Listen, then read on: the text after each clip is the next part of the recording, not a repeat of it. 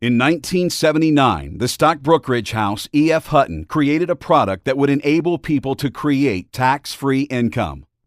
It was challenged in court by the IRS in 1981, and the IRS lost. Consequently, the product never went mainstream but has secretly been utilized by banks, large corporations, and the ultra-wealthy. The reason it never went mainstream is somewhat conspiratorial. Consider this commercial from 1979. I've been thinking about the market lately.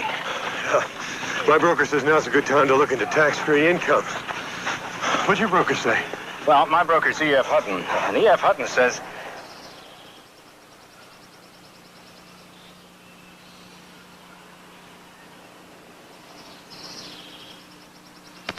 When EFHutton talks, people listen.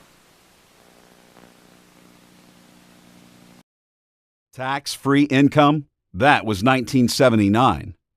Did you even know tax-free income was possible? Where did this message go? More importantly, why did this message go? Interestingly enough, and also in the late 1970s, Wall Street created the 401k. And as the American news program 60 Minutes has uncovered, the 401k plans that have become the primary source of retirement income for 60 million Americans were never designed to be retirement plans in the first place. If you currently have an IRA or a 401k or know someone that does, take the time right now to not only watch but also share the full report entitled The 401k Fallout. Here are the highlights from that report. Brooks Hamilton has helped design retirement plans for some of the country's largest corporations. He says 401ks turned out to be so much cheaper than funding pensions that many companies decided to freeze their pension plans and replace them with 401ks.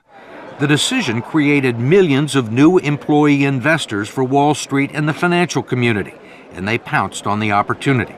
If you go back and track the mutual fund growth in assets, and you track the growth in 401k plans, it looks like a railroad track leading to the sky. They are parallel tracks. So the big beneficiaries were the mutual funds? That's right. That's correct. When employers began turning 401ks into retirement plans, the financial community was not shy about promoting them as such. The prospect of trillions of dollars in the hands of unsophisticated investors opened the door for all sorts of potential abuses. The fact is that the typical 401k investor is a financial novice. They don't know a stock from a line.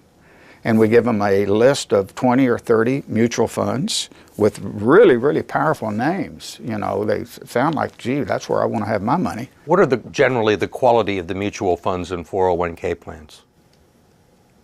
Mediocre.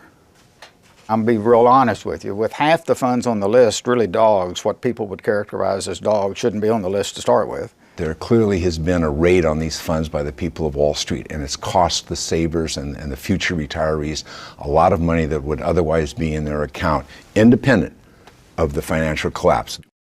If the majority of our friends and family watched this video, they would rethink where they are positioning their life savings. Around the same time 60 Minutes aired that special report, Time magazine ran a cover story entitled, "Why It's Time to Retire the 401k."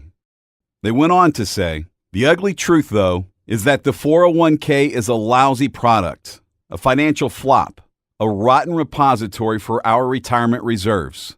In what must seem like a cruel joke to many, the accounts prove the most dangerous for those closest to retirement. We have been deceived too long. Our money has been confiscated, hijacked.